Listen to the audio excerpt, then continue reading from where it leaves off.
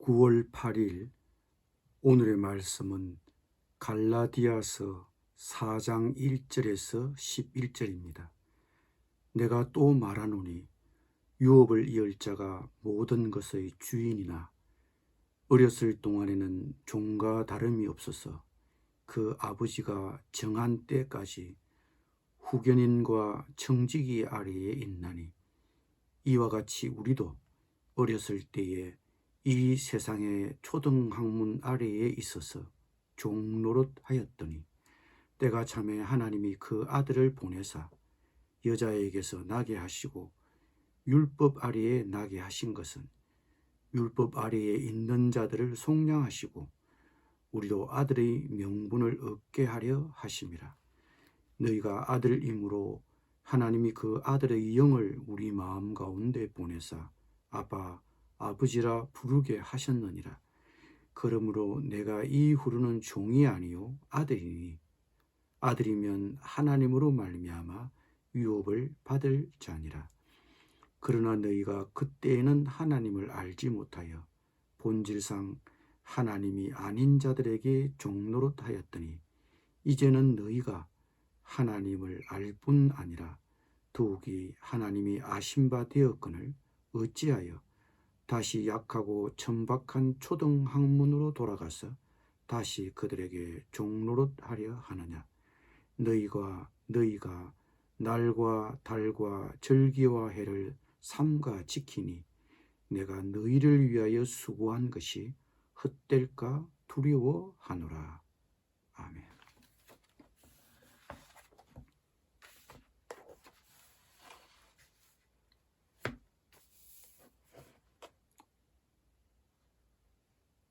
사장 3절에서는 이렇게 말합니다.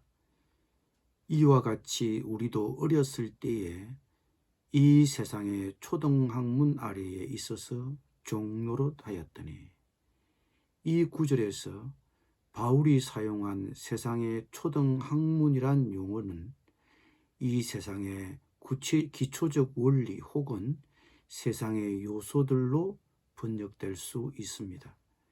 이 세상의 초등학문은 직접적으로는 모세의 율법을 가리킬 수 있습니다. 또 한편으로 이 세상의 초등학문은 세상의 기초적 원리를 가리키는 용어로 유대교든 다른 이방 종교의 율법이든 의식이든 그 종교적 간섭의 기초적 단계를 가리키는 말로도 볼 수 있습니다. 바울은 예수 그리스도께서 오셔서 인간의 죄를 위해 죽으시기 전에 사람들이 스스로 선택한 율법이나 종교의 종으로 예속되어 있음을 보여주기 위해 노예의 예를 사용하고 있습니다. 그 종교적인 율법을 실천해서 구원받을 수 있다고 생각한 그들은 그것을 지키려고 애쓰다가 실패한 노예가 되었습니다. 바울은 이 예화를 갈라디아 교인들에게 직접 적용하면서 그들이 영적으로 미성숙할 때 노예와 다름없었다고 지적합니다. 한때 종교적인 율법의 노예였던 우리가 이제는 예수 그리스도에 대한 믿음을 통해 하나님의 자녀가 되었습니다. 예수 그리스도 때문에 우리는 이제 하나님 아버지를 두려워할 모든 이유가 사라졌습니다. 우리는 주인 앞에 몸을 굽히는 노예가 아니라 사랑하는 자녀로 담대히 그분 앞에 나아갈 수 있습니다. 때가 참에 하나님은 세상에 예수님을 보내셨습니다. 수세기 동안 유대인들은 자신들의 메시아가 언제 올지 궁금해 했습니다. 그러나 하나님의 때는 완벽했습니다. 우리는 때때로 하나님이 우리의 기도에 응답하실지 궁금해합니다. 하지만 우리는 하나님을 의심하거나 희망을 버려서는 안 됩니다. 적절한 때에 응답하실 것입니다. 하나님의 때를 기다리고 있습니까? 하나님의 판단을 믿고 하나님이 우리 각자를 위해 최선을 준비하고 계심을 믿으십시오. 때가 참에 하나님은 세상에 예수님을 보내시고 여자에게서 나게 하시고 율법 아래에 나게 하셨습니다. 예수님은 하나님이셨지만 또한 인간이셨습니다.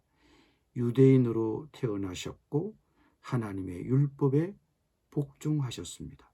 그래서 예수님은 완전한 희생제물이 될 수 있으셨습니다. 이는 예수님이 완전한 인간이셨지만 결코 범죄하지 않으셨기 때문입니다. 예수님은 죽음으로 죄의 노예가 된 우리를 위해 값을 치르시고 자유를 주셨고 우리를 구속하셨고 하나님의 가족으로 입양하셨습니다. 로마법에 따르면 입양된 자녀는 아무리 그전에 노예였을지라도 더는 노예가 아니었습니다.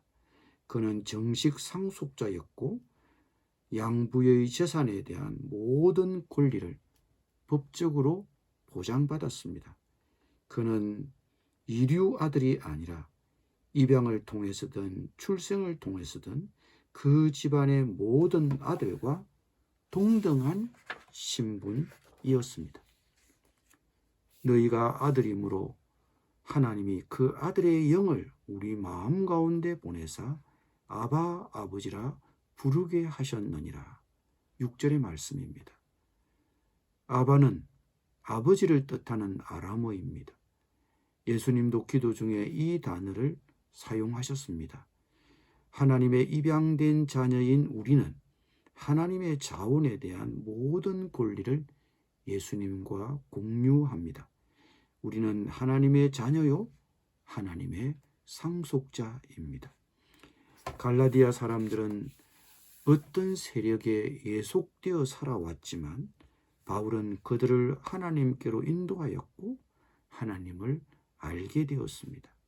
그런 갈라디아 교인들이 그들을 얽어매던 바로 그 상태로 돌아가려고 하자 바울은 충격을 받지 않을 수 없었습니다. 이제는 너희가 하나님을 알 뿐 아니라 더욱이 하나님이 아신 바 되었거늘 어찌하여 다시 약하고 천박한 초동 학문으로 돌아가서 다시 그들에게 종노릇 하려 하느냐. 자유를 얻었는데 벗어났는데 왜 다시 노예의 상태로 되돌아가고자 하느냐. 갈라디아 교인들이 그리스도 안에서 누리는 자유를 멀리하도록 미혹하는 약하고 천한 초동학문이 무엇입니까? 갈라디아 교인들은 그리스도 안에 있는 자유를 버리고 율법주의로 태행하고 있었습니다. 갈라디아 교인들은 예수 그리스도 안에서 자유를 얻었지만 자기 자신의 노력으로 율법을 준수하려고 애쓰고 있었습니다. 갈라디아 교인들이 지키려고 시도하는 것에 대한 한 예가 특별한 절기 준수였습니다. 10절입니다. 너희가 날과 달과 절기와 해를 삼가 지키니 내가 너희를 위하여 수고한 것이 헛될까 두려워하노라. 갈라디아 교인들은 안식일과 무교절, 오순절, 장막절 같은 절기들을 지키려고 노력했습니다. 물론 바울은 갈라디아 교인들이 유대인의 절기를 지킨다고 정죄하지는 않았습니다. 그가 갈라디아 교인들을 정죄한 것은 그들이 유대 절기를 지키는 이유가 그러한 노력을 통해 하나님의 인정을 받거나 율법적인 의무를 성취하는 것이었기 때문입니다. 하나님을 경외하는 절기들이 그 자체로는 나쁘지 않습니다. 하지만 그것들이 구원을 얻거나 하나님의 인정을 받고자 하는 방편으로 사용될 때 사람들을 노예로 전락시키는 역할을 하는 것입니다. 우리가 교회력으로 지키고 있는 전통들도 마찬가지입니다. 혹 우리에게는 무엇이 해당될까요? 우리로 하여금 그리스도 안에서 누리는 자유를 앗아가고 우리를 예속시키고 노예로 삼는 약하고 천박한 초등학문에는 또 무엇이 있을까요? 그것이 갈라디아 교인들에게는 모세의 율법이 될 것이고 이방인에게는 예전의 우상 숭배일 수 있습니다. 그리스도 안에서 누리는 자유를 멀리하도록 미혹하는 약하고 천박한 초등학문은 지금도 우리를 미혹하고 있습니다. 우리의 삶을 강력하게 지배하고 노예 삼는 것은 무엇이 있을까요?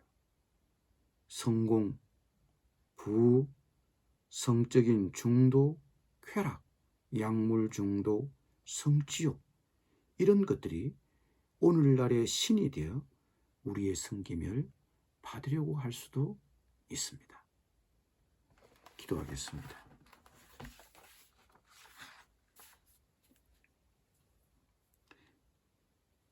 그리스도 안에서 자유를 주신 하나님, 우리를 죄로부터 율법으로부터 자유를 주셔서 감사합니다. 우리가 주님 아닌 다른 종교적 의무를 지키려는 노력을 통해 인정받거나 성취하려는 시도를 포기하게 하여 주옵소서. 우리가 예수님을 믿고 지난 약하고 천한 초등학문을 섬기고 그들의 종이 되지 않도록 우리를 지키시고 보호하여 주시옵소서. 예수님의 이름으로 기도드립니다. 아멘.